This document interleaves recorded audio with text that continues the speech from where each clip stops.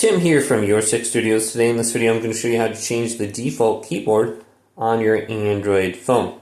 So you can do this. I'm using a Samsung phone. Just go to the top right and go to settings and scroll on down. And we're looking for the category with keyboard under here. So just look through here. It should say keyboard. So under my Samsung phone it says general management, language and keyboard, date and time. So yours might be under like system or something. You can look under there. So we can go in here and we should have the option for keyboard settings. So here's keyboard, default keyboard. Now we can change it on over. So I have the Gboard. I usually like using that more than the Samsung keyboard. So we can just change it on over specifically right there.